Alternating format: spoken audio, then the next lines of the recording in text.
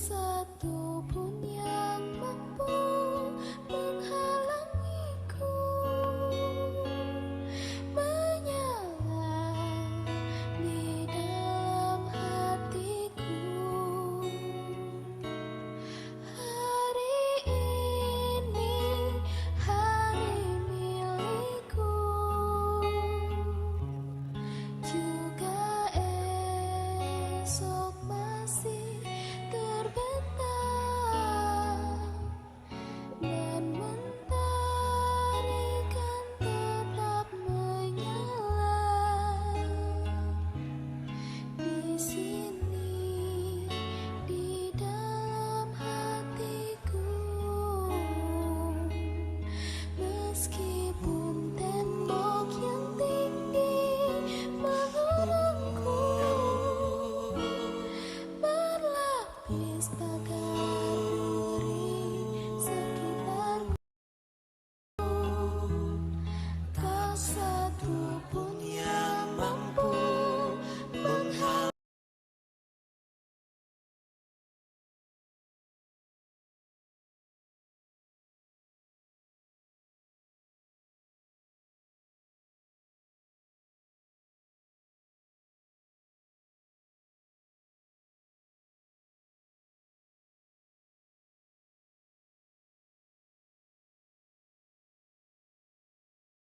Dan kita dukung sampai jadi Presiden RI, calon Presiden RI, Anies Rashid Baswedan kita kawal sampai jadi.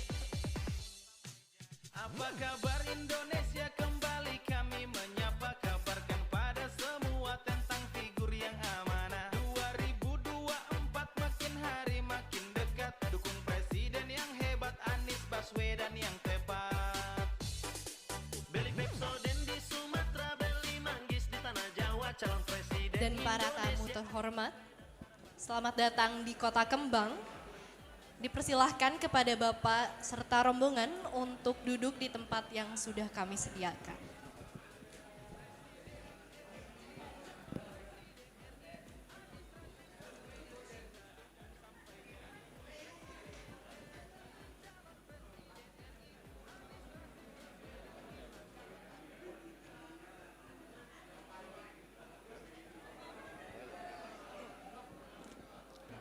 Anies Rashid Baswedan kita dukung sampai jadi Presiden RI, calon Presiden RI, Anies Rashid Baswedan kita kawal sampai jadi Presiden RI, calon Presiden RI, Anies Rashid Baswedan kita dukung sampai jadi Presiden RI, calon Presiden RI, Anies Rashid Baswedan kita kawal sampai jadi. Anies Rashid Baswedan kita kawal sampai jadi.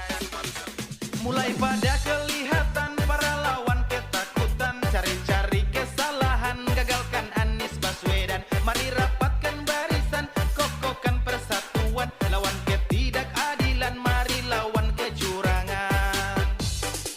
Beli Pepsodent di Sumatera, beli Manggis di Tanah Jawa, calon presiden Indonesia Anies Baswedan harapan kita. Sumatera, Jawa, Kalimantan, Sulawesi sampai Papua, Anies Baswedan menangkan figur yang dapat diandalkan.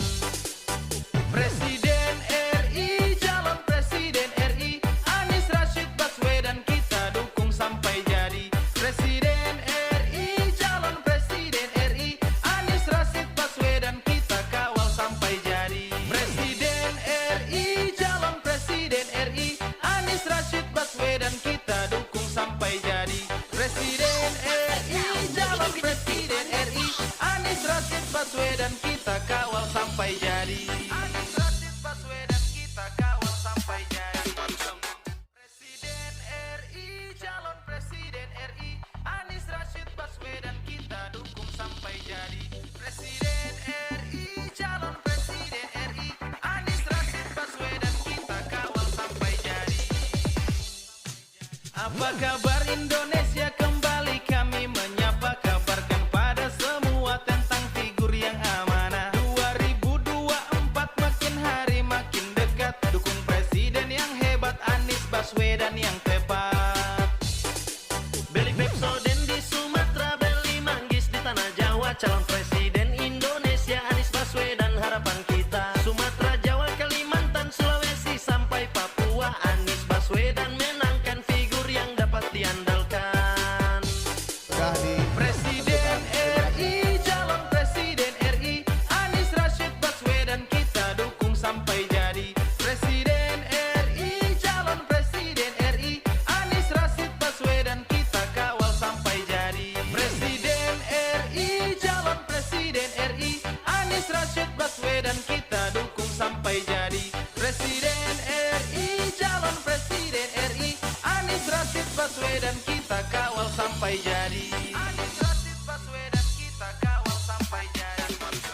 Mulai pada kelihatan para lawan ketakutan, cari-cari kesalahan, gagalkan Anies Baswedan. Mari rapatkan barisan, kokohkan persatuan, lawan ketidakadilan, mari lawan kecurangan.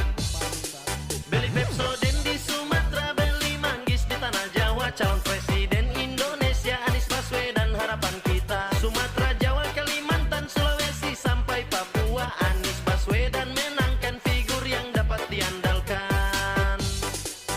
Presiden RI, calon presiden RI, Anies Rashid Baswedan kita dukung sampai jadi. Presiden RI, calon presiden RI, Anies Rashid Baswedan kita kawal sampai jadi. Presiden RI, calon presiden RI, Anies Rashid Baswedan kita dukung sampai jadi. Presiden RI, calon presiden RI, Anies Rashid Baswedan kita kawal sampai jadi. Anies Rashid Baswedan kita kawal sampai jadi. Presiden RI, calon presiden RI, Anies Rashid Baswedan kita dukung sampai jadi. Presiden RI, calon presiden RI, Anies Rashid Baswedan kita kawal sampai jadi. Apa kabar Indonesia, kembali kami menyapa, kabarkan pada semua tentang figur yang amanah. 2024 makin hari makin dekat, dukung presiden yang hebat, Anies Baswedan yang tepat.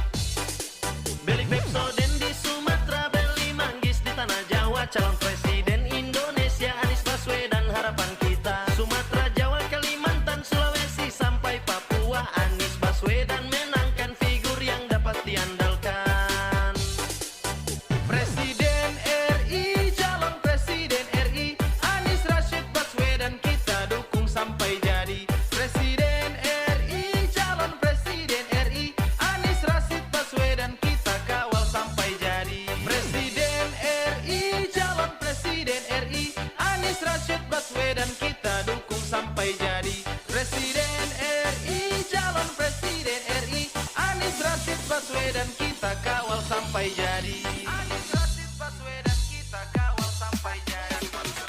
Mulai pada kelihatan para lawan ketakutan, cari-cari kesalahan, gagalkan Anies Baswedan. Mari rapatkan barisan, kokohkan persatuan, lawan ketidakadilan, mari lawan. Dalam kegiatan Ngariung Ngariung 1000 alumni ITB bersama Anies Anies Baswedan. Baswedan. Ya, kegiatan ini diorganisir oleh Alpha Beta Team, yang mana Alpha Beta sendiri ini diambil dari simbol sains yang merupakan akronim dari nama Bapak Anies Baswedan itu sendiri. Jadi diharapkan semangat perubahan yang akan dibawa oleh Bapak Anies Baswedan ini menular juga kepada tim kita ini. Ya. Ya, jadi Alpha Beta ini merupakan komunitas di ITB. Jadi yang tadinya juga banyak aktivitas tersendiri sesuai dengan budaya maupun kehobiannya. Dalam Alpha Beta ini semua bergabung. Ya, ada dari alumni Ikatan Mahasiswa Muslim asal Medan.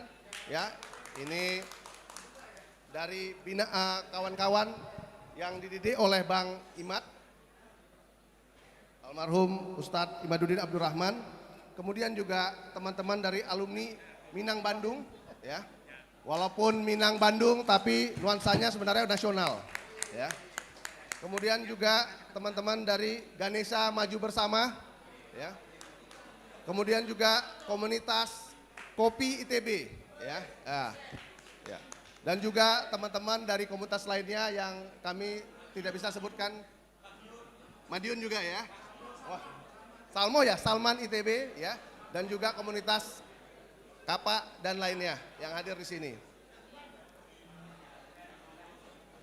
Tujuan dari kegiatan ini adalah sebagai silaturahmi, ya, sesama alumni ITB dengan Pak Anies, dan juga sebagai media kami untuk menyampaikan rumusan, ya, ide-ide yang nanti akan disampaikan oleh teman kita dari salah satu profesor.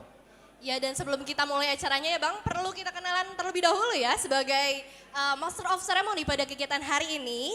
Tapi karena Indonesia ini beragam dan juga ada peribahasa di mana bumi dipijak, di situ langit dijunjung, dan kita sekarang ada di tanah Kembang, di kota Kembang, jadi perlu menggunakan bahasa Sunda ya Bang, dicoba ya Bang. Ya, tepangkeun sadayana sim kuring Anggia ti Fisika 2018. Ayo Bang, dicoba Bang. Jadi saya ini udah 10 tahun di Bandung tapi susah kali karena dasarnya orang Medan. Ya. Jadi Abdi mah sudah 10 tahun di Bandung ya. Susah juga, tetap aja medannya kelihatan gitu ya. Jadi saya Muhammad Saifullah, Teknik Sipil 99. Jadi bukan tidak menjunjung adat, cuma lidah ini susah kali ya. Ya, bahasanya Sunda tapi logatnya tetap ke bawah ya Bang.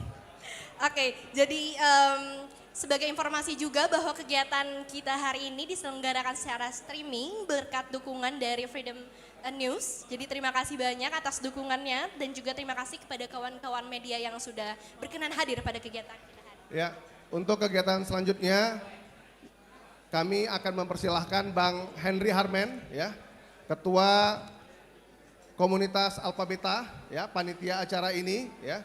Bang Henry Harmen ini alumni ITB Sipil 84 ya. Ketua Ikatan Alumni Jakarta 2009 sampai 2015 ya. Dan juga profesional bidang infrastruktur. Pada Bang Henry Harmen, waktu dan tempat kami persilahkan.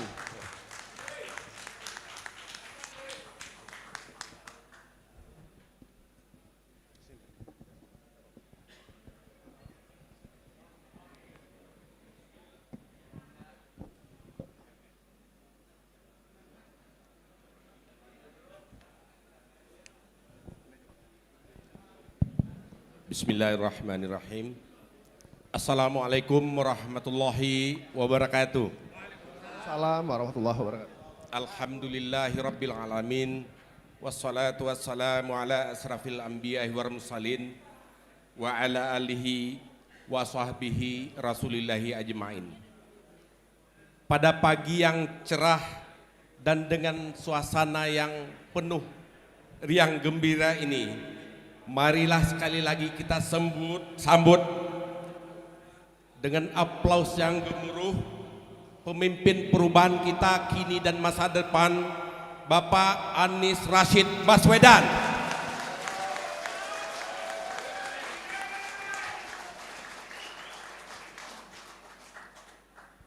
Tentu kita juga sambut para tokoh yang mendampingi beliau, Pak Haji Ahmad H.M. Ali lagi dalam perjalanan, Ketua Fraksi Nasdem DPR RI dan juga Wakil Ketua Umum Partai Nasdem dalam perjalanan.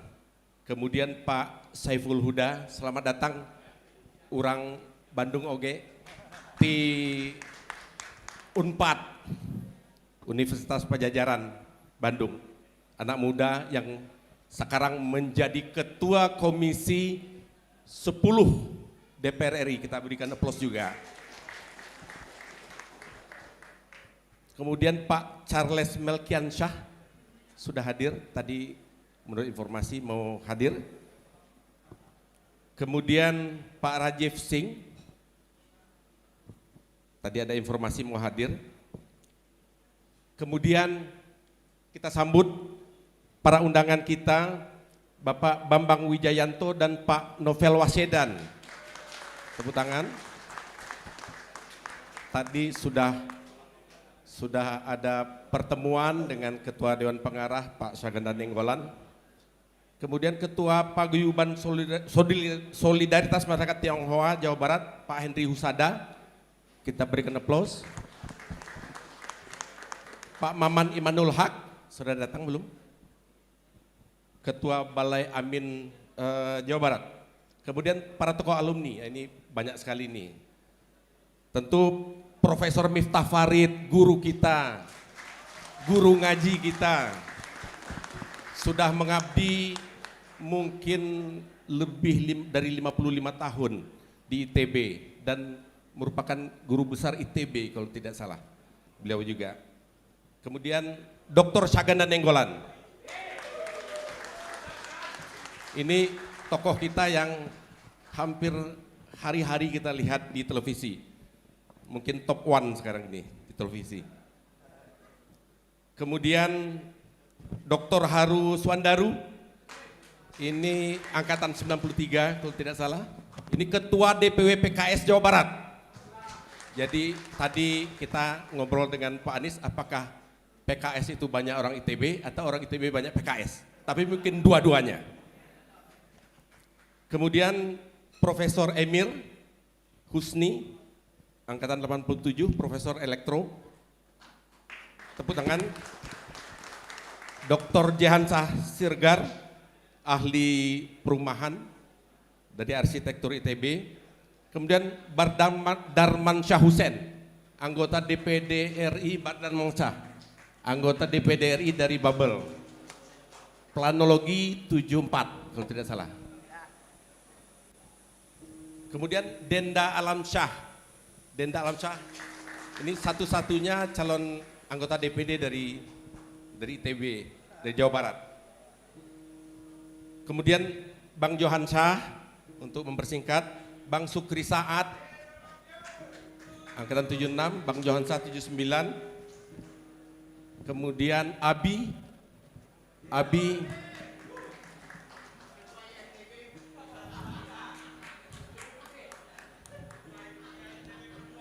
ada John Helmi dari Salman, John Helmi. Kemudian ini Sohib Wahyono dan Nurholis, ini sohibnya zaman dulu waktu berjuang sesama mahasiswa. Nah, Anies Presiden, kata beliau. Pak Kiai turun gunung, membawa cahaya menembus kegelapan. Pagi ini kita ngariung karena percaya akan perubahan. Oh, Pak Jumhur Hidayat, sorry Pak Jumhur.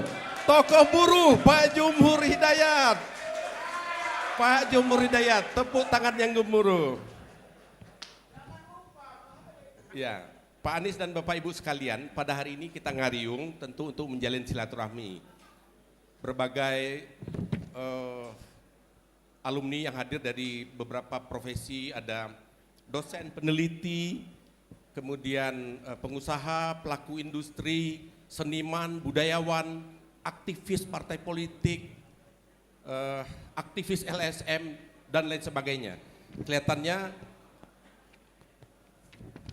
yang menyamai alumni ITB banyak profesinya, hanya alumni UGM. Tepuk tangan. Jadi alumni UGM juga beragam. Yang kedua, kita berkumpul karena kita percaya akan perubahan. Inilah yang sedang diusung oleh Pak Anies sekarang. Kegiatan ngariung ini kita lakukan juga dalam rangka untuk memberikan gagasan untuk perubahan ke depan yang tentu berbasis sains, teknologi, dan moral. Ini yang mungkin kurang selama ini kita perhatikan. Dan kita menganggap bahwa perubahan yang berbasis sains, teknologi, dan moral ini adalah masalah fundamental dari bangsa kita ke depan untuk kita bisa membangun dan memberikan kesejahteraan pada rakyat.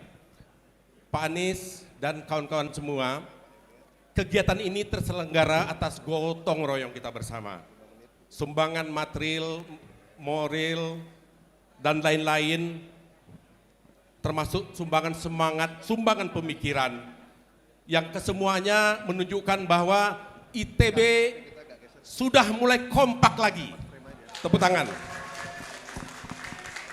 Sudah mulai kompak lagi. Pak Anies, kaum cendekiawan memang tidak sebanyak kekuatan organisasi massa lainnya. Tetapi kaum cendekiawan tentu selalu menjadi avant-garde dari setiap perubahan bangsa. Kita tahu itu. Kemudian kaum cendekiawan, kita semua yang hadir di sini percaya akan perubahan. Dan yang terpenting bahwa kaum cendekiawan memiliki trust, kepercayaan yang tinggi kepada pemimpin yang akan membawa perubahan. Kita menyaksikan trust itu barang yang sangat mahal saat ini. Di dunia kita lihat krisis trust, krisis kepercayaan antar sesama bangsa, antar pemimpin dan rakyatnya kehilangan trust. Tidak adanya trust antar sesama bangsa akan menimbulkan kebencian dan bahkan perpecahan. Tidak adanya trust antara pemimpin dan rakyatnya akan membuat pemimpin itu berjalan sendiri. Entah kemana, rakyat juga akan berjalan sendiri, entah kemana. Inilah yang harus kita rubah. Pak Anies, kami mengundang Bapak pada kegiatan Ngariung ini karena kami memiliki trust yang sangat besar kepada Pak Anies yang akan membawa perubahan ke depan. Kepercayaan kita sangat besar untuk berubahnya negeri ini. Kita serahkan amanat ini kepada Pak Anies Baswedan. Coba kita perhatikan, senyum Pak Anies memiliki sudut 45 derajat. Memiliki sudut 45 derajat. Senyum yang menunjukkan kepribadian penuh trust. Wassalamualaikum warahmatullahi wabarakatuh. Waalaikumsalam warahmatullahi wabarakatuh. Ya, terima kasih banyak kepada Bang Henry Harman atas sambutannya selaku Ketua Panitia kegiatan Ngariung kita hari ini. Dan seperti apa yang sudah beliau sampaikan bahwa salah satu tujuan kita berkumpul hari ini adalah untuk menyampaikan rumusan agenda perubahan bangsa ke depan. Maka berikut ini adalah pembacaan resume gagasan alumni ITB untuk perubahan bangsa ke depan dengan judul Membangun Masyarakat Indonesia yang Cerdas, Maju dan Bermoral berdasarkan nilai ketuhanan yang Maha Esa oleh Profesor Emir Maulidi Husni. Kepada Prof. Emir kami persilakan.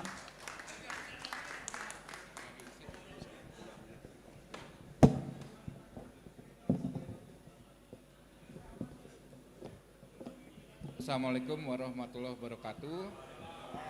Jadi pertama-tama kurang dekat. Ya. Pertama-tama kami ucapkan terima kasih banyak kepada Pak Anies Baswedan yang telah meluangkan waktu untuk mendengarkan usulan program dari kami yang kami kira dapat merubah bangsa Indonesia. Jadi kami ini mulai bekerja lebih dari sebulan yang lalu, diarahkan oleh Bang Ganda, yang paling sibuk Dr. Jehansah, arsitek 89. Makanya itu terlambat karena begadang. Jadi sampai tadi malam pun kami terus meeting untuk final dokumen.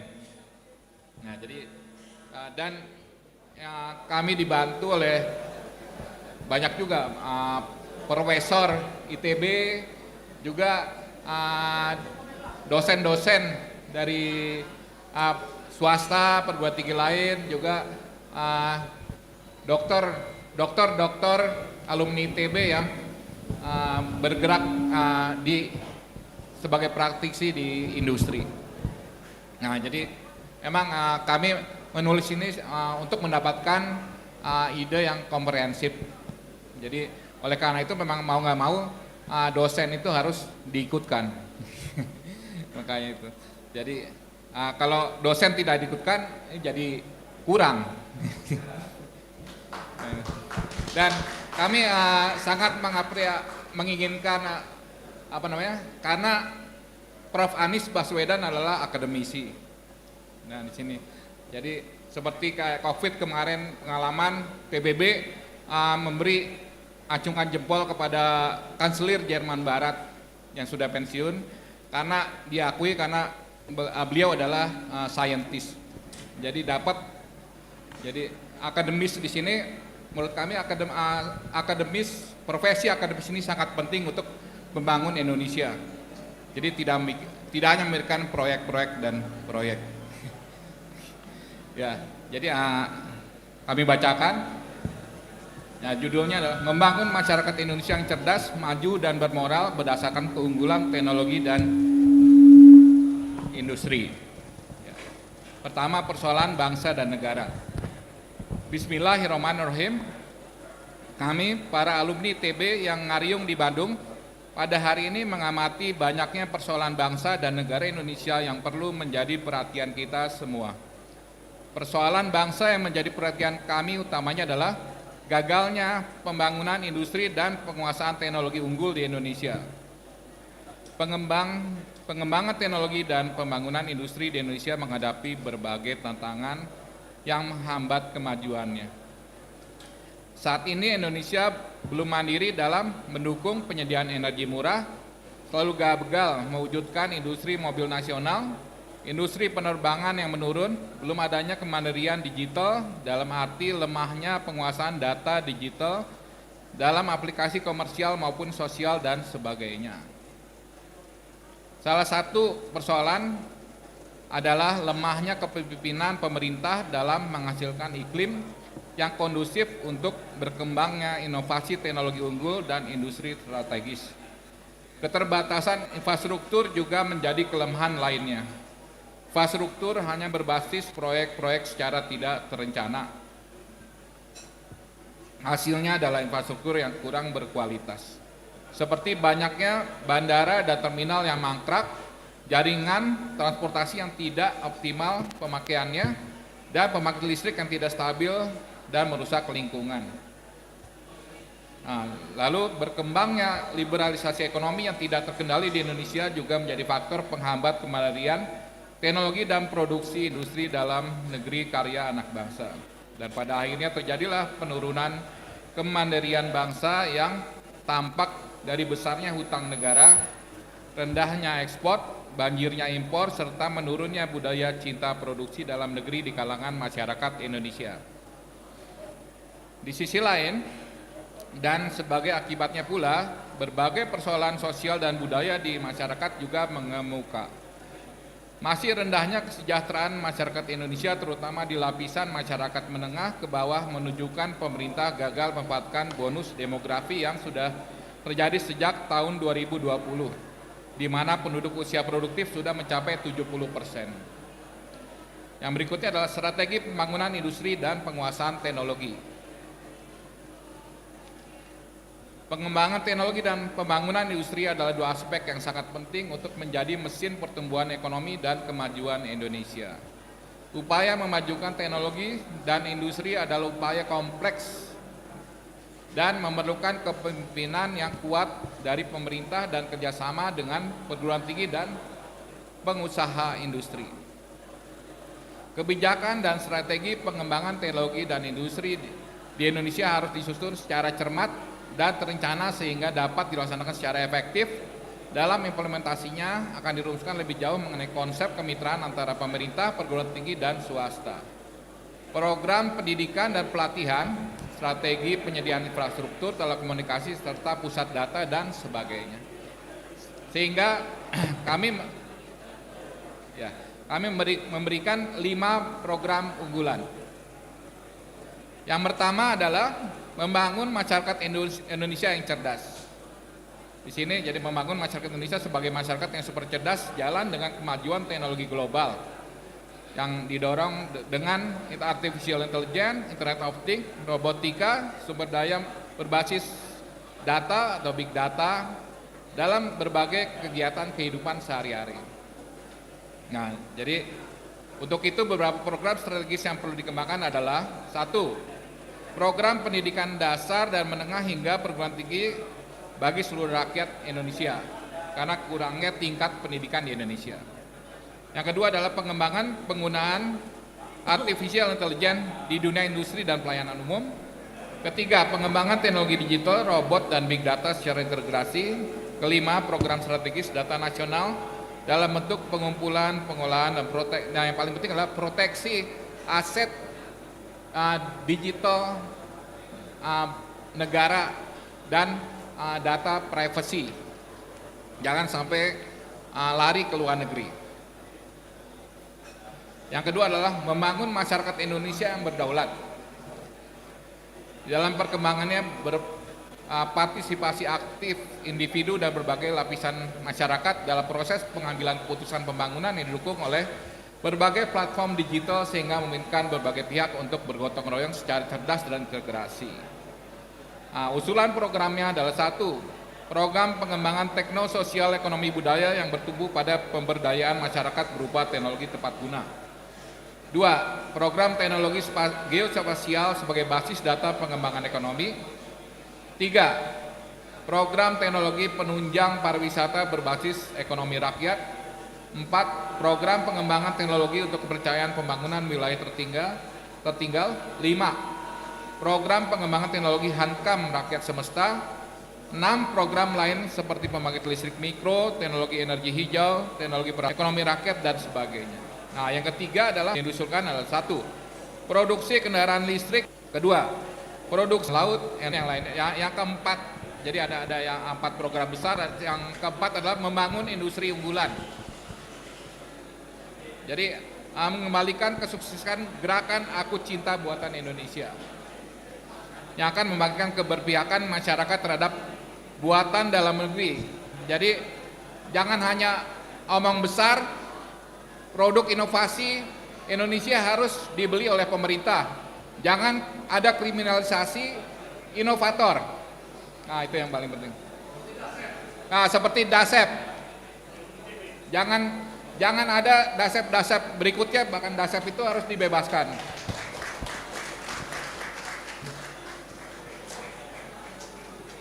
Nah, itu lalu kelima adalah membangun tata pemukiman perkotaan dan pedesaan yang berkelanjutan. Nah, itu. Jadi di sini adalah membangun wilayah pertumbuhan baru di Kalimantan dan Indonesia Timur.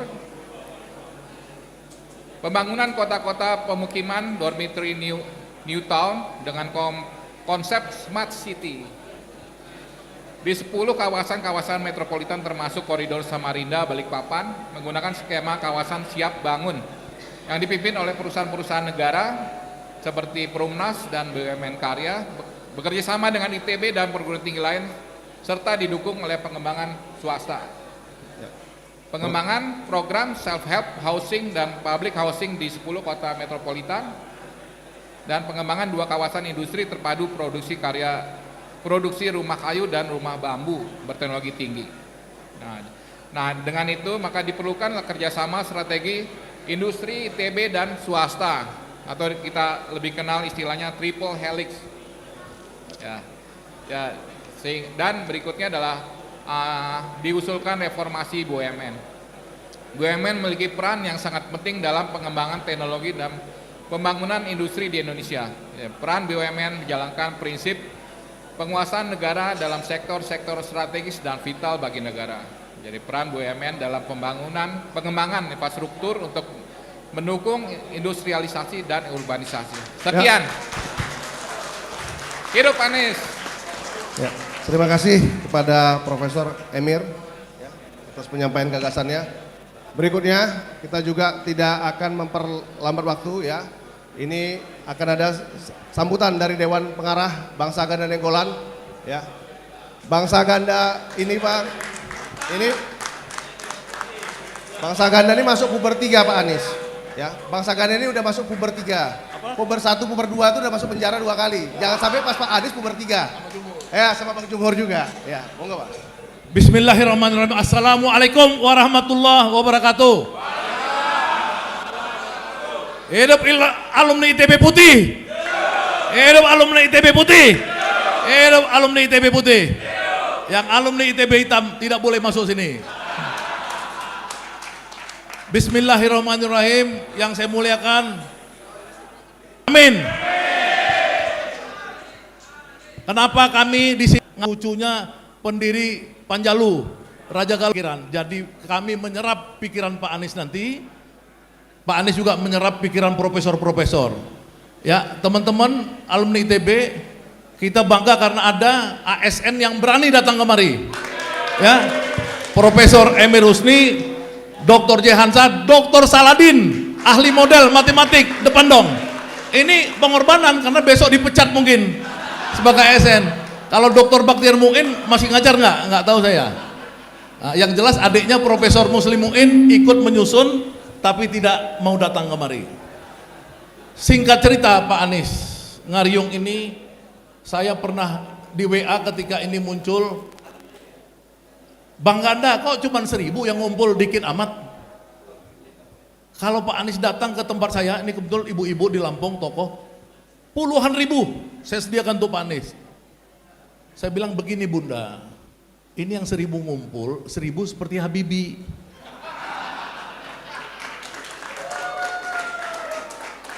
Bukan Bunda puluhan ribu, masa biasa ini 10.000 yang otaknya seperti otak Habibie.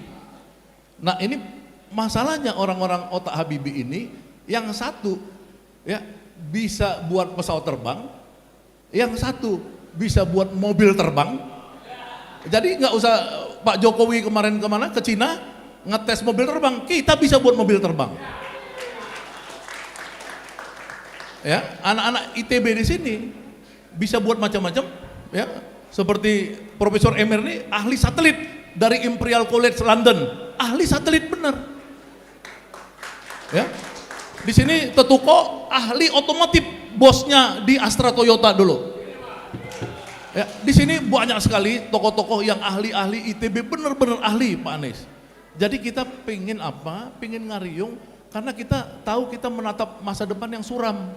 Kenapa? Karena anak ITB sekarang banyak pengangguran. Kenapa anak ITB banyak pengangguran? Karena industrialisasi itu hancur. Namanya deindustrialisasi. Zaman Soeharto itu 30% kontribusi industri kepada pembangunan PDB. Zaman SBY itu 21%, zaman sekarang 17, udah tidak ada lagi makna industri. Karena apa? Karena rejim yang ada, rejim senang impor, termasuk impor mobil listrik. Termasuk TKA diimpor. Ya. Suatu hari calon kandidat capres lain namanya Pak Ganjar Prabowo waktu di Najwa, dia bilang kenapa kalau TKA? Kalau nggak ada TKA kita nggak bisa kerja. Itu adalah penghinaan buat alumni ITB. Saya beritahukan kepada Pak Anies, Jumhur Hidayat mengirim udah sebanyak 80.000 orang ke Korea. Waktu dia kepala badan BNPB TKI dan bekerja di microchip di perusahaan-perusahaan pabrik-pabrik yang luar biasa. Itu masih fenomena yang biasa buat alumni ITB. Tahun 70-an kita udah jago juga. Jadi sebenarnya kalau Pak Anies jadi presiden, bagaimana alumni ITB ini bisa kerja? Jangan sampai tidak ada value added, yang ada hilirisasi. Kita bukan mau hilirisasi, kita mau industrialisasi. Ya, industrialisasi yang kalau Habibie dulu high tech, sekarang kita harus lebih hebat dari Habibie. Ya, karena teknologinya bukan lagi pesawat terbang dan kapal laut, tapi teknologinya sudah teknologi Internet of Things, Big Data, robotika dan lain-lain. Ya, belum lagi kita bicara metaverse dan lain-lain. Jadi sedikit lagi Pak Anies, ini tolong dipikirkan bahwa tidak ada sebuah bangsa yang bisa menjadi bangsa besar tanpa sains dan teknologi. Karena alumni ITB yang ada di sini adalah alumni ITB putih yang anti korupsi. Setuju nggak kita anti korupsi? Anti korupsi, anti korupsi. Karena kita anti korupsi, makanya dalam tema ini kita sebutkan ada moral yang tadi dibacakan oleh Pak Emir. Jadi kita membangun masyarakat maju berbasis moral, sains, dan teknologi bersama Capres Anies Baswedan. Setuju nggak? Ya. Jadi itu terakhir Pak Anies, tolong jangan sampai Pak Anies nanti jadi presiden, anak ITB-nya dibuang. Oleh karenanya saya menitipkan Pak Anies, dalam penyusunan visi misi Pak Anies, ambillah 5 orang terbaik yang ada di sini. Ya, ini banyak. Nanti Pak Haru mewakili PKS nih, alumni TV bisa ngasih store nama-nama nih. Jadi jangan nanti orang lain. Chandra ketahuan ya, Chandra na UI. Enggak penyusup Chandra, enggak apa-apa. Chandra. Jadi di sini teman-teman ada Chandra mewakili UI, ada Alun mewakili Erlangga, Undip akan membuat yang sama, Ngariung, baru bulan depan kita buat Ngariung seluruh Indonesia di Jakarta Theater. Udah, insya Allah. Nah, Bang Ganda, terima kasih, waktunya udah habis, jadi titip Pak Anies, jadi saya menitipkan untuk penyusunan visi misi yang Pak Anies untuk capres berbasis industri, tolong teman-teman yang ada di sini kita wakafkan kepada Pak Anies, dan kalau Pak Anies jadi presiden, ya kami wakafkan juga lah 5 orang untuk Pak Anies bantu. Ya kan, jangan sampai anak ITB jadi menteri kesehatan, nggak jelas Pak Anies. Anak ITB menteri kesehatan. Ya, ada anak ITB jadi Menseskap, ngaco. Anak ITB itu menteri perindustrian, menteri PU, menteri riset BPPT, ya kan, menteri perhubungan, SDM. Jadi udah tahu dari zaman Soeharto itu. Jangan lari lagi Pak Anies. Kita hormat nama anak UGM, tapi jangan lupakan anak ITB. Wabillahi taufiq wal hidayah. Wassalamualaikum warahmatullahi wabarakatuh. Ya. Ya, terima kasih Bang Saganda. Ya, berikutnya kita akan persilahkan Bang Saganda, jangan turun dulu harusnya Bang. Bang Saganda, kemudian Bang Emir, Bang Henry Harmen, kemudian juga Pak Bang Tutuka. Ya, kita akan menyerahkan buku gagasan. Ya, setelah ini juga sekaligus penyerahan karya seni dari Kang Evis. Ya, Kang Evis ini Kang Evi Saifullah. Ya. Jadi Kang Evi juga monggo naik Kang. Ya. Siap. Ya. Pak Anies kami persilakan untuk naik dan menerima. Oh, Dr. Saladin silakan. Ya. Ya, untuk menerima diwakilkan oleh ya. Panggungnya nggak cukup, panggungnya nggak kuat. Ya, yang dikasih akan Prof. Emir, ya, silakan. Oke, Prof. Emir, silakan menyerahkan ke, ya, didampingi oleh Mas Tuko, ya.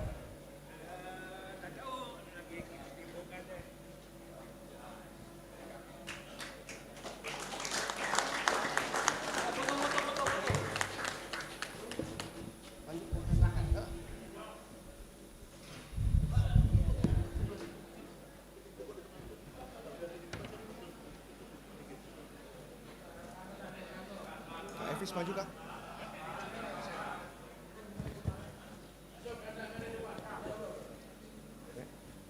Ya, jelahan ini bagus.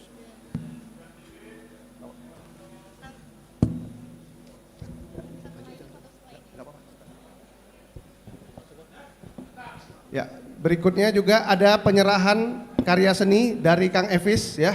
Ini kepada Pak Anies, ya. Jadi ini gambar potret Pak Anies, ilustrasi, ya. Karya sendiri dari, jadi ITB ini sebenarnya Pak Anies bukan hanya teknologi, ada seninya Pak, gitu. Cuma orang-orang teknologi ini egoisnya terlalu tinggi kadang-kadang, suka lupa ke seni, gitu. Nah di sini alhamdulillah kumpul nih bareng-bareng, masing-masing bersatu nih, gitu. Dari Alfa Beta tadi.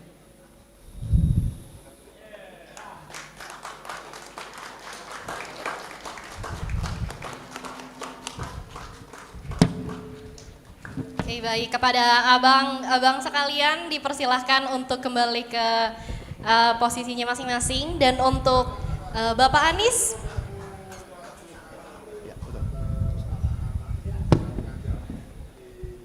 Ya, baik, untuk Bapak Anies kemudian untuk dimohon tetap berada pada stage di sini bersama kita.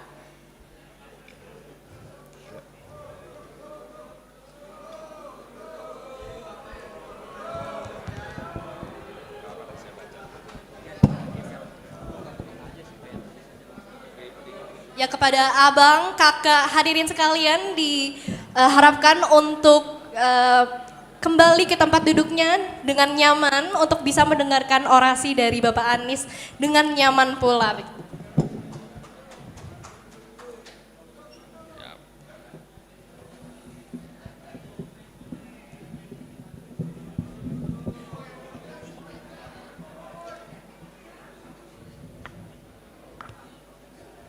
Ya, baik, kepada Bapak Anies, Ya. tempat dipersilakan. Makasih semua. Ini kelihatannya ada yang di belakang nggak bisa lihat nih kelihatannya. Banyak. Boleh dong yang berdiri di situ duduk.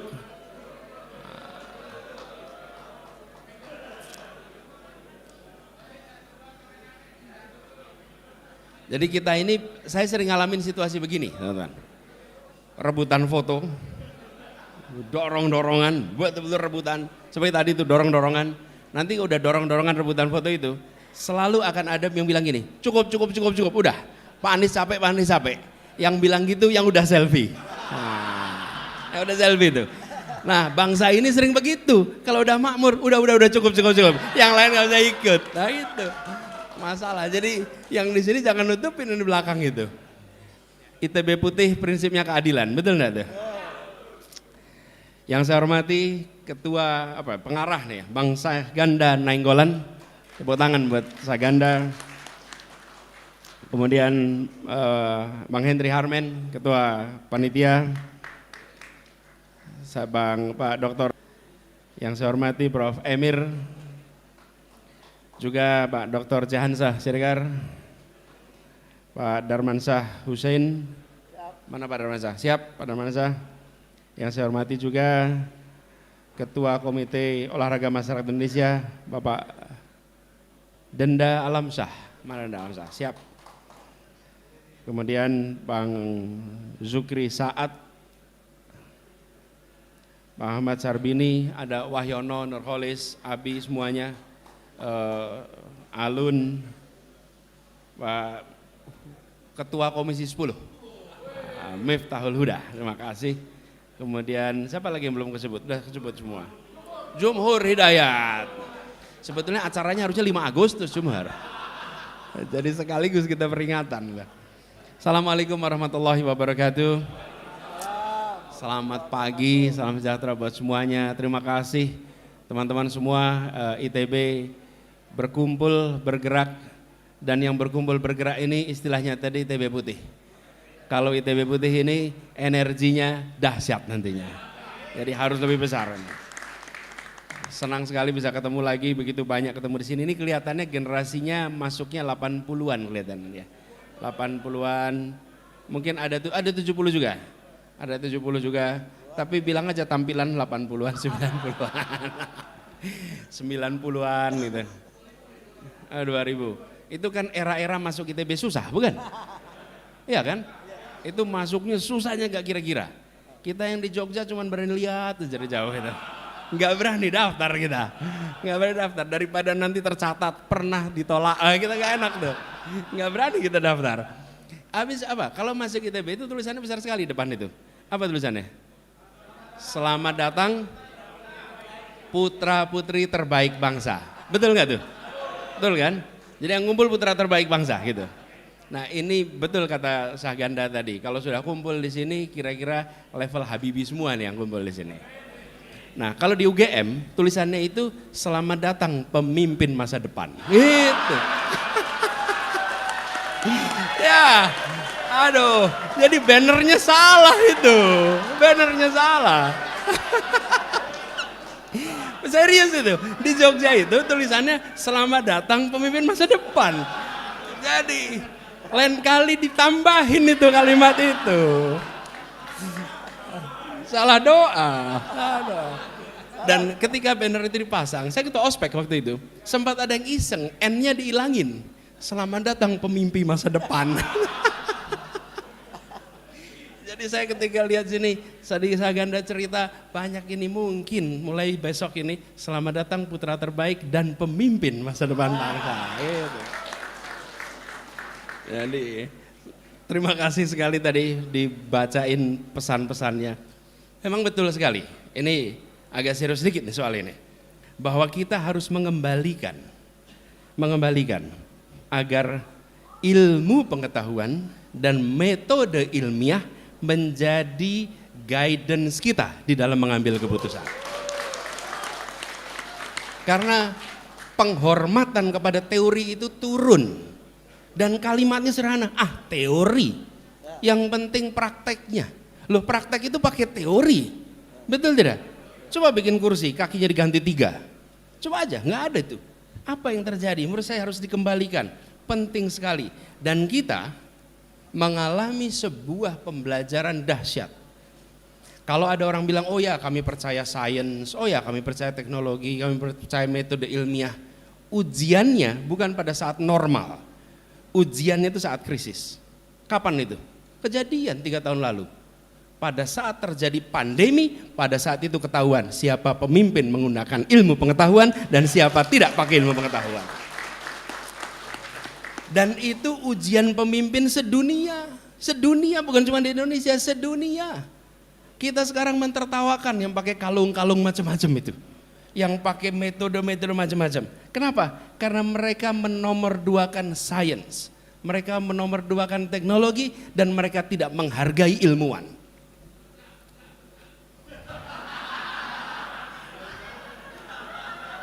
Itu nggak keluar dari mikrofon ini ya. Jadi, saya serius nih.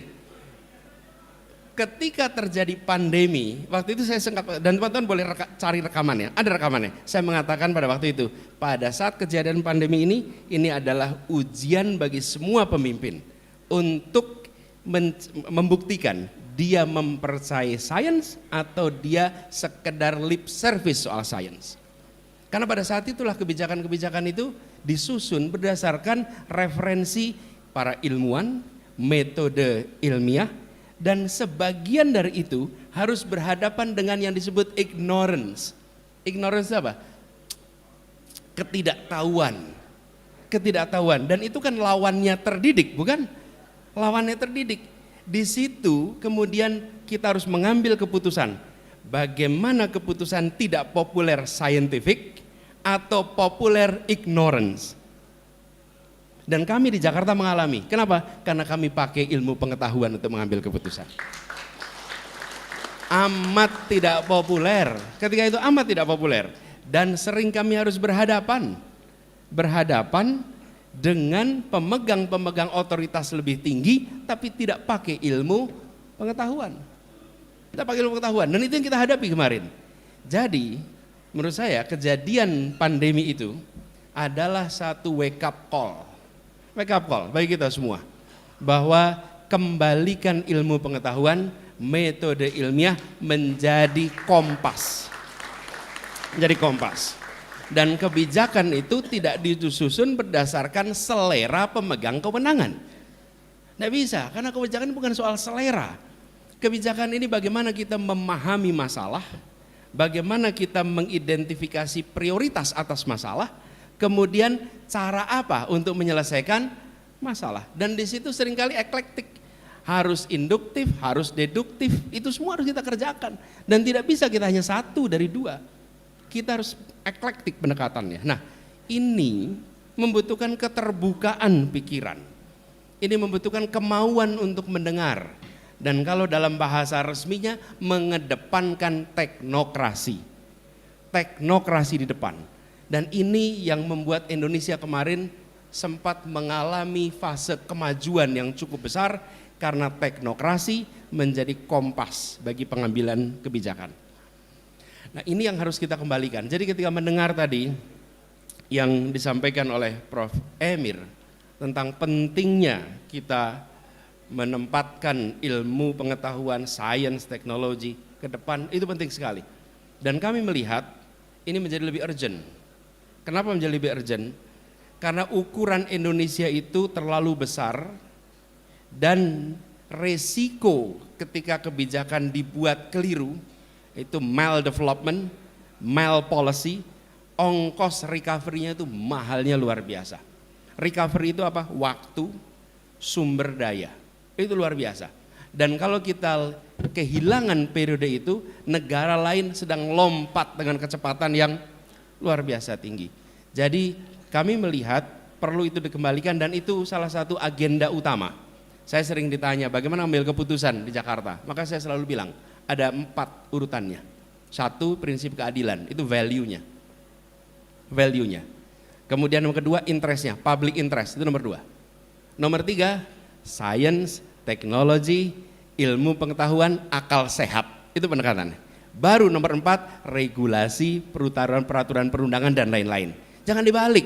Seringkali di birokrasi itu ngambil keputusannya dibalik. Nomor 1, regulasi, peraturan, dan banyak regulasi kita tidak berkeadilan, tidak berbasis ilmu pengetahuan, tidak mempertimbangkan kepentingan umum. Nah, regulasi dibalik, urutannya menjadi seperti itu. Jadi dengan begitu, Ibu sekalian, maka ini akan menghasilkan keputusan-keputusan yang nilai keadilan terpenuhi, public interest priority, metodenya scientific, metodenya ilmiah yang bisa dipertanggungjawabkan. Nah, apa indikasi ketika pendekatan ilmiah tidak dipakai? Apa indikasi paling sederhana? Menolak kritik. Menolak kritik. Takut dengan kritik. Takut dengan dialog. Lalu munculnya yang mengkritik di proses hukum, yang mengkritik ditekan hukum. Kenapa? Kalau Anda menggunakan pendekatannya saintifik ilmiah, maka tidak takut berhadapan dengan pandangan yang berbeda. Betul tidak? Karena ada datanya nih, ada datanya, ini metodenya, ini hasilnya, maka langkahnya ABCD. Bahwa di dalam mengambil langkah itu ada judgement, itu bisa dipertanggungjawabkan, namanya juga judgement. Tapi sampai kepada opsi-opsi itu ada datanya bisa dipertanggungjawabkan. Nah, banyak negara yang ketika kita menyaksikan demokrasi berjalan, keputusan-keputusannya populis tidak menggunakan pendekatan ilmiah, pelan-pelan demokrasinya kualitasnya menurun karena kebebasan berbicara menjadi dipangkas. Itu sesungguhnya akarnya karena tidak menggunakan pendekatan ilmiah, tidak menggunakan metode sains yang itu mendasar bagi pengambilan keputusan. Nah, jadi kalau kita ditanya perubahan ini apa? Perubahannya bukan tujuan utama. Tujuan utama tidak berubah. Indonesia yang adil dan makmur itu tidak berubah. Kemajuan ekonomi yang berkelanjutan, kesejahteraan yang meningkat itu sama tujuannya. Tapi metodenya berbeda. Metodenya metode yang mempertimbangkan secara serius pendekatan ilmu pengetahuan dan merujuk kepada para ilmuwan. Jadi ke depan kalau tadi disampaikan tentang banyak sekali talent-talent yang sekarang ini tidak teroptimalkan. Bapak sekalian, ini bukan sekarang saya bicara ini, sudah berkali-kali, sudah berlama-lama. Yang dibutuhkan Indonesia ke depan adalah reindustrialisasi. Reindustrialisasi. Kenapa? Karena tadi disebutkan industrialisasi kita mengalami kemandekan. Kemudian banyak wilayah di Indonesia ini yang membutuhkan demand-nya tinggi atas produk industri itu. Sehingga gerakan industrialisasi atau reindustrialisasi ini didorong jangan di Jawa lagi. Dan jangan di kota-kota paling besar lagi. Justru harus dilakukan di daerah-daerah yang sekarang populasinya meningkat, tetapi mereka tidak memiliki pasokan produk yang baik. Ini penting sekali. Jadi istilah kami adalah reindustrialisasi. Dan yang kedua yang tidak kalah penting, kita membutuhkan sebuah institusi yang menyusun talent pool untuk Indonesia. Hari ini kalau kita tanya, kami membutuhkan ahli A, tanyanya kemana? Kemana coba tanyanya? Ahli apa di bidang apa ada di mana? Talent pool kita. Talent pool itu bukan sekedar job market.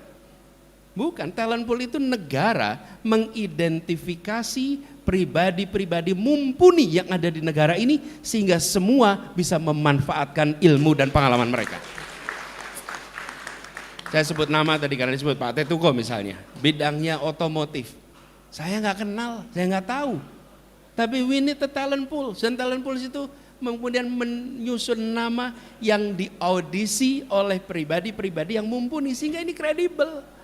Kalau ada talent pool itu, apapun yang dilakukan negeri ini, maka dia tidak perlu menengok keluar karena di dalam ada talent itu.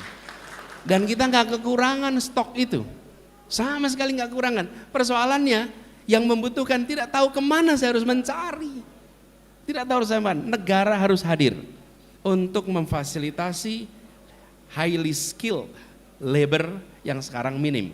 Tanyanya ke job hunting perusahaan. Mereka itu ada, tapi untuk private sector, untuk public sector nggak ketemu. Untuk private sector, Astra kalau mencari orang panggil korporasi yang khusus untuk talent apa namanya, job hunter. Nah, jadi Bapak sekalian, teman-teman, ini pendekatan diubah, dorong industrialisasi, siapkan talent pool yang baik. Dan kami bicara talent pool, bicara pendekatan, saya mau lapor nih Pak teman-teman semua. Jakarta membangun sebuah mega proyek yang saking itu disebut mega proyek besar sekali, itu masuk di program documentary National Geography, namanya Mega Structure kalau nggak salah, Mega Structure, namanya Jakarta International Stadium. Dan Jakarta International Stadium itu adalah sebuah proyek yang merupakan terobosan. Kenapa terobosan? Jadi begini, pada saat kita bertemu dengan fase persiapan, kita sampaikan ini harus selesai akhir 2021.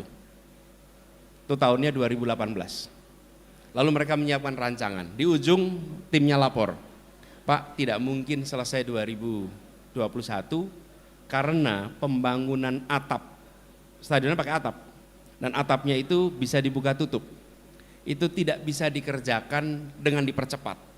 Karena kalau nyusun atap ya ada fasenya. Nggak mungkin itu dicepetin. Itu ada urutannya di dalam proses konstruksinya. Kita bilang coba cari caranya. Mereka putar cari cara macam-macam, akhirnya mereka kembali. Bisa Pak. Apa? Atapnya dibikin di bawah. Lalu nanti didongkrak naik ke atas. Oke, that's a good idea. Masalahnya apa? Masalahnya gak ada yang pernah mengerjakan.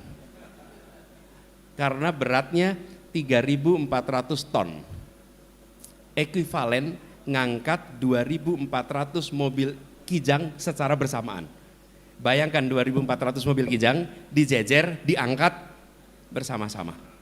Equipmentnya harus ambil dari Timur Tengah. Itu kren-kren besar di Dubai, Abu Dhabi, itu harus disewa semua. Karena kren-kren itu khusus untuk mengangkat konstruksi raksasa. Pertanyaannya, should we take the risk or not? Oke? Dan kita bilang, bismillah kita ambil risiko itu. Kemudian dibangunlah di bawah, lalu setelah itu selesai dinaikkan ke atas. Proses mendongkraknya itu 72 jam. Sebenarnya sampai akhirnya terpasang di atas, rapi semua, terkunci, dan itu semua dikerjakan 100% oleh insinyur-insinyur Indonesia. Dan sekarang dunia terkagum-kagum dengan proses pembangunan ini. Kenapa terkagum? Karena mereka nggak pernah mengerjakan begini. Sebesar itu dikerjakan di bawah lalu diangkat ke atas. Kalau diangkat ke atas tuh aula banyak yang mengerjakan. Tapi seukuran stadion dengan berat sebesar itu, it's never done here. Dan itu dilakukan oleh anak-anak yang dilahirkan ibu Indonesia, dididik sekolah Indonesia, dari universitas-universitas di Indonesia. Jadi saya bilang saya setuju sekali, jangan pernah meremehkan didikan anak bangsa ini. Jangan pernah. Dan buktinya banyak sekali, banyak sekali. Selama kita pegang prinsip meritokrasi, we will get the best. Meritokrasi, selama pegang prinsip itu pasti dapat terbaik. Dan kita sudah merasakan di Jakarta. Hari ini kita bangga sekali. Dan kita bisa bilang, gedung yang dibuat sebesar itu tidak satu pun tenaga asing yang terlibat. Semuanya tenaga Indonesia. Nah, Bapak sekalian, ada yang unik ini. Para pekerjanya di sana, itu mereka adalah konten kreator semua, tanpa kita sadari. Siapa? Buruh-buruhnya. Buruh-buruh itu, kalau pada hari-harian itu pada rekaman. Saya sedang ngerjain ini stadion gede, dikirimnya ke kampung halamannya.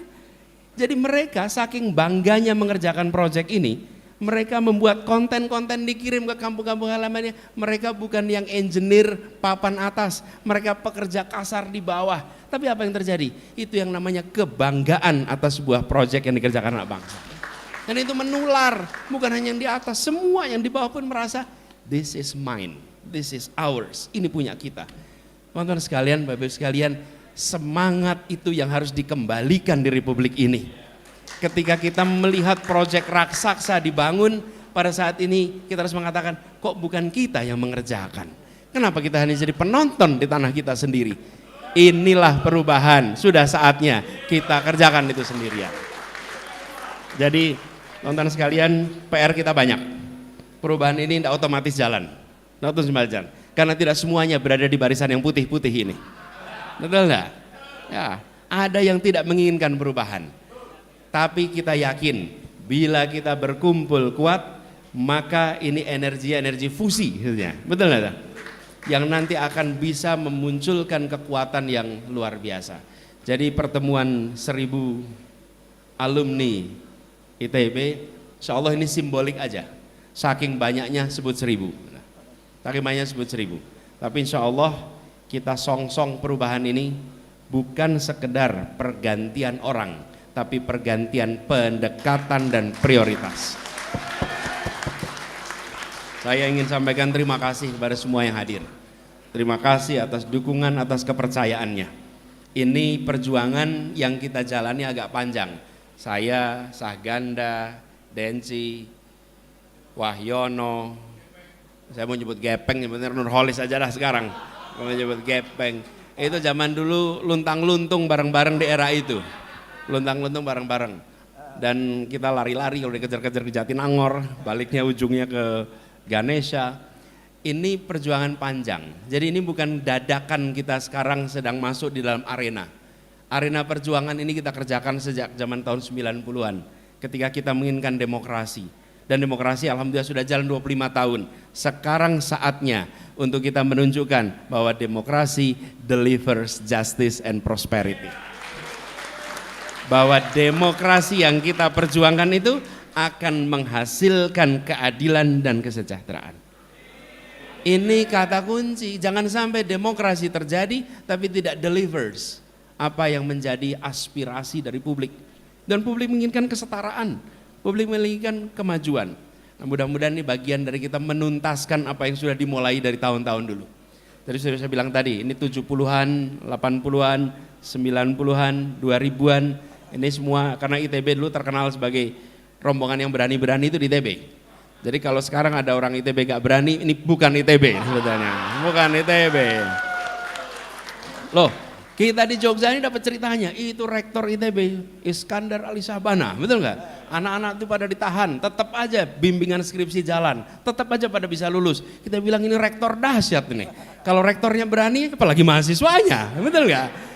Jadi kalau ITB itu memang pemberani dan sudah saatnya 2024 ITB bangkit lagi untuk jadi pemberani. Ya, itu aja teman-teman sekalian. Bismillah, insya Allah, insya Allah. Iya. Dan itu juga, Pak, saya pernah jemput Bang Imat. Ini Bang Imat ini ITB nih. Saya itu nggak pernah mengira kalau Bang Imat itu insinyur listrik. Saya kira kuliah tauhid itu ulama ini. Ternyata insinyur listrik gitu, insinyur elektro. Dan saya pernah jemput Bang Imat di Jogja. Lalu Bang Imat ini kan kita lihat, wah gede betul nih. Apa Salman, kemudian pergerakan macam-macam. Jadi waktu saya jemput saya tanya, Bang Imat, gimana ceritanya Bang Imat itu kuliahnya teknik elektro? Terus dia bilang begini, ini cerita beliau nih. Dulu saya di Sumatera Utara ada peresmian Bendungan Asahan katanya. Bendungan Asahan. Lalu sekampung anak-anak laki-laki, kemudian warga yang laki-laki itu jalan kaki. Kata dia sekitar 6 jam sampai ke lokasi peresmian. Kenapa? Ingin dengar pidatonya Bung Hatta. Yang meresmikan Bung Hatta. Lalu Bung Hatta pidato, dan saya bayangkan pidato Bung Hatta itu pidato yang datar, karena beliau kalau pidato itu datar. Coba dengar rekaman suara Bung Hatta. Lalu Bung Hatta dalam pidato itu bilang begini, Indonesia ke depan akan membutuhkan banyak sekali pembangkit-pembangkit listrik seperti ini. Seperti Bendungan Asahan ini. Dan Indonesia ke depan membutuhkan banyak sekali insinyur-insinyur listrik. Kata dia, semua anak pulang pengen jadi insinyur listrik.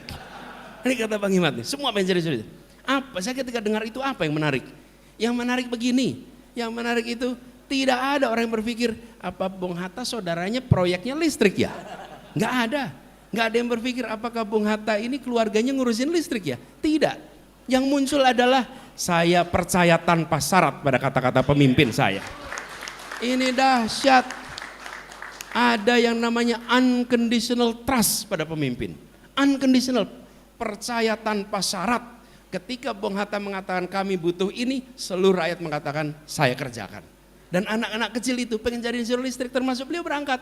Terus dia cerita, ketika udah kuliah ternyata kurang cocok saya di sini. Tapi buat saya itu inspirasi dari Bung Hatta. Itu pesan ini yang harus dikembalikan dari Republik ini. Kepercayaan kepada para pemimpin-pemimpin yang harus dikembalikan. Bahwa ketika mengatakan A, ini karena kita bicara tentang kepentingan nasional. Kita bicara karena kita memiliki tujuan keadilan. Nah, PR kita semua, mengembalikan kepercayaan itu pada proses politik. Mengembalikan kepercayaan itu pada pemimpin-pemimpin politik. Dan mereka-mereka ini para pemimpin politik jadi biografi yang dibacain oleh orang tua kepada anak-anaknya. Coba kita masa kecil, lihat, baca Soekarno, baca Hatta, baca Syahrir, baca Agus Salim, baca Natsir. Apa sih itu artinya? Mereka semua profesinya politisi, semua profesi politisi. Tapi mereka jadi inspirasi keluarga-keluarga di rumah kita. Hari ini PR kita itu, nonton di TV enak, kau jangan seperti dia nanti ya. Gitu. Itu PR kita harus mengembalikan. Insya Allah gerakan perubahan ini bisa sama-sama mengembalikan itu semua. Terus sekalian, waktu saya sudah habis, saya harus meneruskan perjalanan. Saya akan meneruskan perjalanan ke Surabaya. Mohon pamit, terima kasih kepada semua yang hadir. Insya Allah apa yang kita ikhtiarkan akan menjadi kenyataan. Terima kasih. Assalamualaikum warahmatullahi wabarakatuh. Waalaikumsalam warahmatullahi wabarakatuh.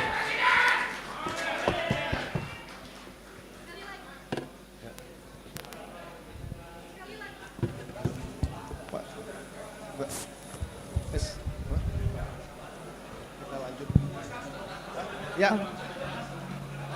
Oke, ya, kemudian ya kami persilahkan juga kepada Prof. Miftah Farid untuk ke pentas untuk membacakan doa sekaligus menutup nanti sebagai penutup dari acara ini ya. Semoga apa yang disampaikan Pak Anies merupakan cita-cita kita bersama.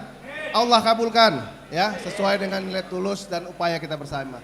Waktu sudah tepat kepada Prof. Miftah. Assalamualaikum warahmatullahi wabarakatuh. Marilah kita bermunajat kepada Allah Subhanahu wa taala. Doa adalah senjata kita, begitu Nabi menyatakan. Perkenankan sebelum saya membaca doa, saya ngutip satu ayat yang pernah dibaca oleh Bung Karno di PBB. Innallaha la yughayyiru ma biqaumin hatta yughayyiru ma bi anfusihim. Allah tidak akan merubah nasib sesuatu kaum kecuali kaum itu sendiri memang ada keinginan untuk melakukan perubahan. Baik, kita berdoa kepada Allah Subhanahu wa taala. Alhamdulillahirabbil alamin. Allahumma salli wa sallim ala sayyidil mursalin wa ala alihi wa sahbihi ajma'in. Allahumma ya qadiyal hajat wa ya kafiyal muhimmat wa ya dafi'al baliyat wa ya rafi'ad darajat wa ya syafi'al amrad wa ya mujibad da'wat. Hasbunallah wa ni'mal wakil, ni'mal maula wa ni'man nasir. Rabbana innana sami'na munadiyan yunadi lil iman an aminu bi rabbikum rabbana faghfir lana dhunubana wa kaffir 'anna sayyi'atina wa tawaffana ma'al abrar. Rabbana wa atina ma wa'adtana ala rusulik wa la tukhzina yawmal qiyamah innaka la tukhfilul mi'ad. ربنا اغفر لنا ولإخواننا الذين سبقونا بالإيمان ولا تجعل في قلوبنا غلا للذين آمنوا ربنا إنك رؤوف رحيم ربنا عليك توكلنا وإليك أنبنا وإليك المصير ربنا لا تجعلنا فتنة للذين كفروا واغفر لنا ربنا إنك أنت العزيز الحكيم ربنا لا تجعلنا مع القوم الظالمين ربنا اغفر لنا ذنوبنا وإسرافنا في أمرنا وثبت أقدامنا وانصرنا على القوم الكافرين ربنا أفرغ علينا الصبر وثبت أقدامنا وانصرنا على القوم الكافرين ربنا لا تجعلنا فتنة لقوم الظالمين ونجنا من القوم الكافرين ربنا آتنا من لدنك رحمة وهيئ لنا من أمرنا رشدا اللهم اجعل هذا البلد آمنا وارزق أهله من الثمرات من آمن اللهم اجعل هذا البلد آمنا وجنبنا وأبنائنا أن نعبد الأصنام ربنا لا تؤاخذنا إن نسينا أو أخطأنا ربنا ولا تحمل علينا إسرا كما حملته على الذين من قبلنا ربنا ولا تحملنا ما لا طاقة لنا به واعف عنا واغفر لنا وارحمنا أنت مولانا فانصرنا على القوم الكافرين ربنا ظلمنا أنفسنا وإن لم تغفر لنا وترحمنا لنكونن من الخاسرين ربنا آتنا في الدنيا حسنة وفي الآخرة حسنة وقنا عذاب النار سبحان ربك رب العزة عما يصفون وسلام mursalin walhamdulillahi rabbil alamin amin ya Allah ya rabbal alamin wassalamualaikum warahmatullahi wabarakatuh. Assalamualaikum warahmatullahi wabarakatuh. Pak Anies, apa boleh berdiri sesaat untuk diambil foto sama Pak Bang Nurholis? Hanya ngambil foto sesaat, satu aja. Kawan-kawan jangan ada yang berebut ya, ini cuma sekali ngambil karena Pak Anies punya waktu yang sangat singkat ya. Oke ya, silakan. Semua pada ambil posisi ya, ini mengambil foto sekaligus ya. Cari-cari kesalahan, gagalkan Anies Baswedan. Mari rapatkan barisan, kokohkan persatuan. Lawan ketidakadilan, mari lawan kecurangan. Beli Pepso.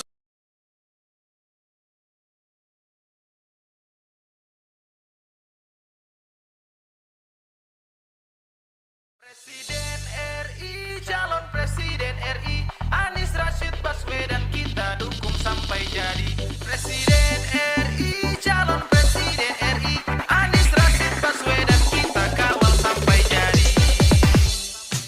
Apa kabar Indonesia, kembali kami menyapa, kabarkan pada semua tentang figur yang amanah. 2024 makin hari makin dekat, dukung Presiden yang hebat, Anies Baswedan yang tepat. Beli Pepsoden di Sumatera, beli Manggis di Tanah Jawa, calon Presiden Indonesia Anies Baswedan harapan kita. Sumatera, Jawa, Kalimantan, Sulawesi sampai Papua, Anies Baswedan menangkan figur yang dapat diandalkan. Presiden RI, calon Presiden RI, Anies Rashid Baswedan kita dukung sampai jadi. Presiden RI, calon Presiden RI, Anies Rashid Baswedan kita kawal sampai jadi. Presiden RI, calon Presiden RI, Anies Rashid Baswedan kita dukung sampai jadi. Presiden RI, calon Presiden RI, Anies Rashid Baswedan kita kawal sampai jadi. Anies Rashid Baswedan kita kawal sampai jadi. Mulai pada kelihatan para lawan ketakutan, cari-cari kesalahan, gagalkan Anies Baswedan. Mari rapatkan barisan, kokohkan persatuan. Lawan ketidakadilan, mari lawan kecurangan. Beli Pepsoden di Sumatera, beli Manggis di Tanah Jawa, calon Presiden Indonesia Anies Baswedan harapan kita. Sumatera, Jawa, Kalimantan, Sulawesi sampai Papua, Anies Baswedan menangkan figur yang dapat diandalkan.